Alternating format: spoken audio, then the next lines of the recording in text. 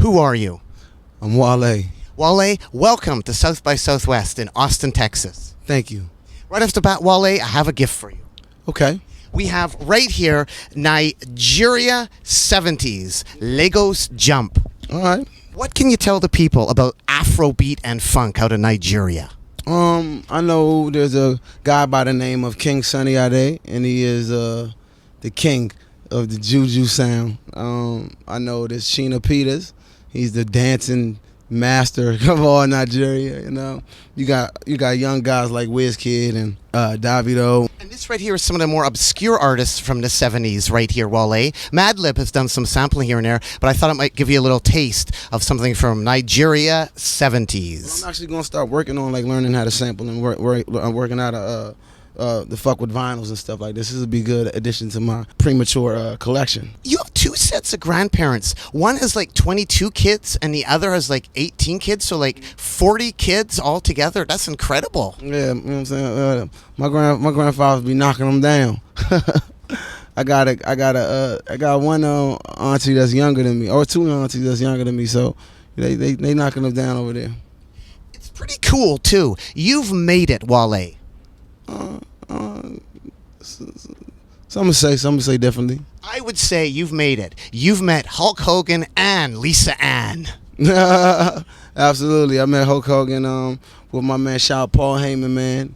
That's one of my mentors right there, man. He get on my nerves sometimes. I'm sure I get on his nerves too, but he's one of the real ones, man. I learned so much from him. So I met Lisa Ann through him, and I met Hulk Hogan just for being a super wrestling fan and being backstage one day. Did you learn anything from Lisa Ann at all? If I didn't learn anything from her, it'd be a different conversation right now.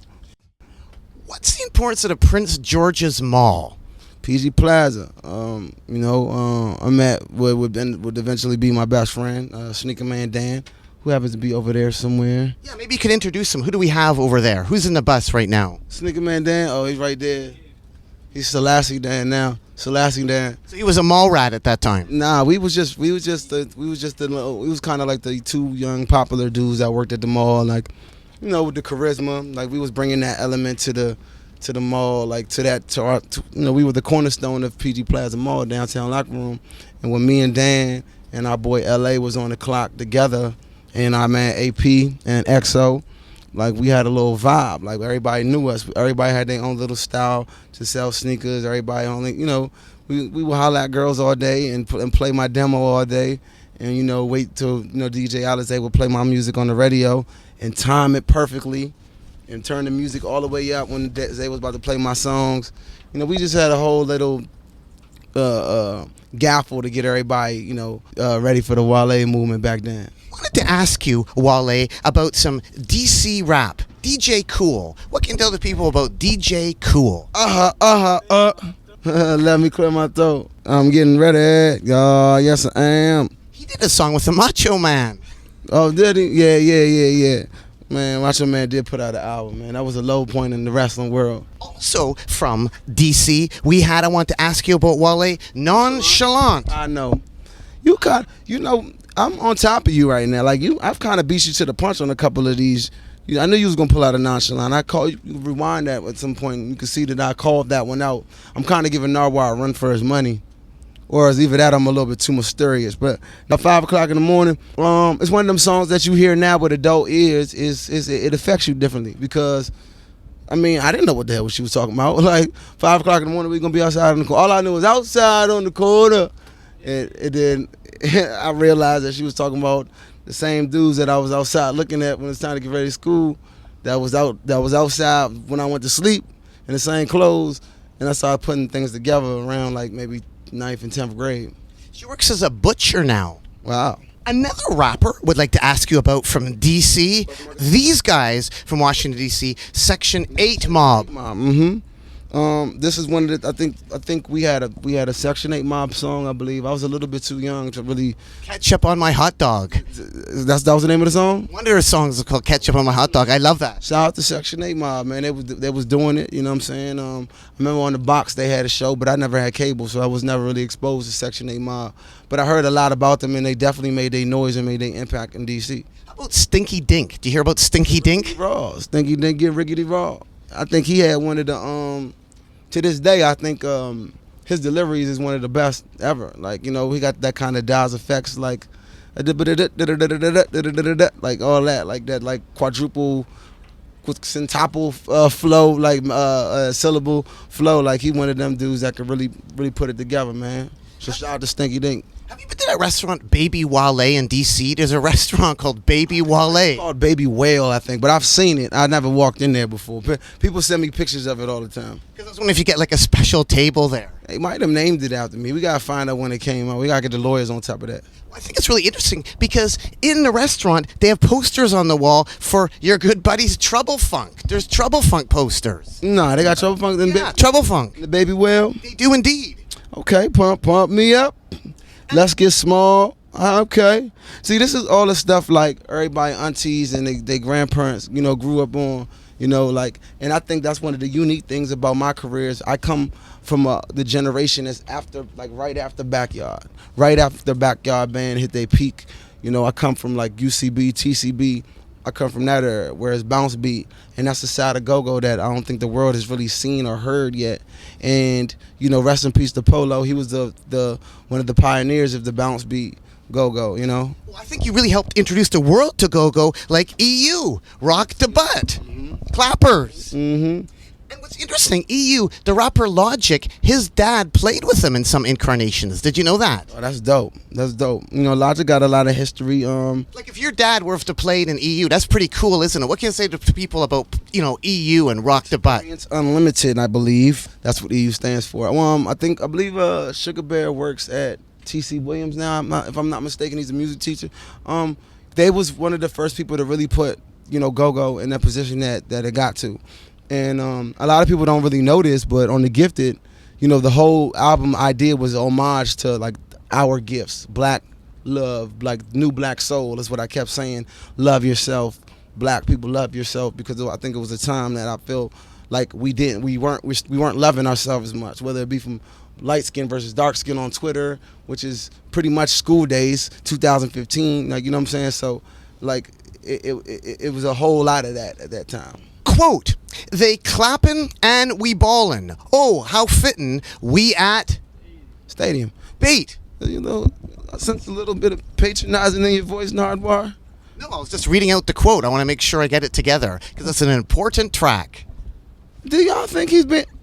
I'm starting to think he's being a little bit of condescending and, like, patronizing. Is this you, Nardwuar? Are you making fun of me? I just wanted to ask about the steak at the Bait. Okay. The line is they clapping, we at Stadium, and it's about girls gyrating their buttocks in a manner that would indicate that they're clapping. And they have good steak there. I ain't really go there for the food. Do you go to the Hooters for fries? You like the shrimp at the Main Avenue Fish Market, though? Yeah, absolutely. What do you think about the Wizards free throw promotion with chicken? What's that? It's like if they miss a free throw, Free throw. Free throw, yeah. Free throw. Free throw, yeah. Free throw, yeah. Free throw. Free throw. Go ahead. Free throw. Heathrow Airport. Got it. Heathrow. Yeah, Heathrow, yeah. Heathrow. Baboom, yeah. Yeah. What do you think about that? I got the better, you know what I'm saying, blah, blah, blah than you right now. You kind of. Well, you're the MC. But you fumbling, Nardwuar. Like, we look up to you. We see all your interviews, and this one is like, hello, I thought you had some good stuff for me, Nardwuar. I thought you was going to get me on my toes. But I'm just giving me the go-go stuff. I've done that. We've been waiting a long time for this, Nardwuar. You're the man, bruh. Like, we waiting for this. You give me all the, okay, I like go-go. I'm one of the young pioneers of go-go. What else? But here's the thing. You're one of the few people that are actually repping go-go, and I think that's important. And that's why it's important to bring it up, because I think it's amazing that you actually care, and you come from an amazing scene. And also the other people like Nonchalant and DJ Cool, they deserve props too. So although the stuff is out there, there are a few people that bring it all back, like Wale, and that's the important thing. That is true that you're making the connection to those people, because we did have a rapper. We did have rappers before me. They weren't, the game is not really set up for you to, you know, progress. You have to pull it from somewhere deep inside you to achieve these certain levels of success. To achieve these levels of greatness that you want to achieve, you have to get to it. And we saw so many people get there, but get very close to it. They weren't able to get those brass rings, and that's unfortunate, because Nonchalant is one of the more talented female rappers of our time. You know, girls like Mia X and Jackie O and Nonchalant. I feel for them every time, you know, we promote another girl because how she look, or she's white. Sometimes that, I mean, let's call a spade a spade. That's what it is sometimes. Like, you know, white MCs get opportunities black MCs don't get. But that's not it. I don't want to take that into a Nardwuar interview. That's more CNN, and I don't want to mix that up with you because, you know, you got your nice hat on, your nice soft Egyptian cotton on, and I don't want to make you feel like we're going to talk about something too political and fuck up the tone in the room and all that. Lastly here, want to give you a gift here. This is a Positive Force DVD, and what it is about here is, this is, quote, 30 years of punk politics and action in D.C., and these people help people in need, and it's a documentary all about it. It's like punk protests, they have like benefit gigs. Are you down with any of that sort of stuff, you know? I'm all for helping my city, man. Like, you know, just being somebody that grew up, you know, I was born into a home. Actually, when they had to give me, they had to do the actual procedure to bring me out of the womb. Oh, by the way, we're moving right now on the bus. This is pretty amazing. Yeah, this is your first time? Yes. Moving is your first moving Nardwuar interview? My first bus trip with Wale. There we go. Like, you know, I grew up in a house with, they actually had to give birth to me in the house. I didn't make it to the hospital. So, you know, that's an important reason to why I am how I am, I guess. Anything else you want to add to the people out there at all, Wale? Nardwuar, it's a pleasure to meet you finally. You know, I feel like I've achieved something that was definitely on my career bucket list. And man, keep doing what you do, man. Thank you everybody for supporting. My album comes out March 31st, 2015. It's called The Album About Nothing. All I need you to do is press play, close your eyes, and just go for the ride. Be a part of that interactive movie that is The Album About Nothing. Lastly, Wale, why should people care about Wale? Why should people care? Because I care. You know what I'm saying? And I think that I think these rappers are like in a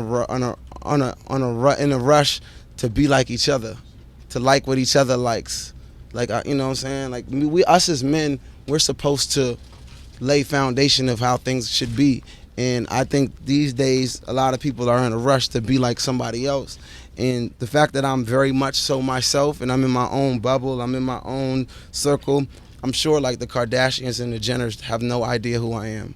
You know what I'm saying? Like, I'm just like that. I'm not like hey guys, I'm out in public, look at me, I rap. Like, I'm just like, yo, these are my songs. You know, I'm kind of emotional, but I think that it's necessary to convey the art that I'm trying to do. I care. I got a big heart. I want my culture. I want my people to do better. I want more for myself. I want more for my friends. I want more from my family. I want more from you. I want more from you. I definitely care. And I get ridiculed for that, though.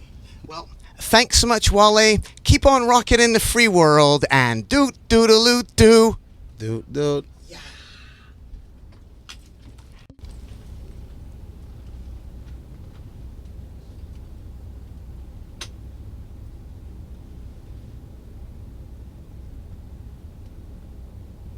How long can you hold this pose?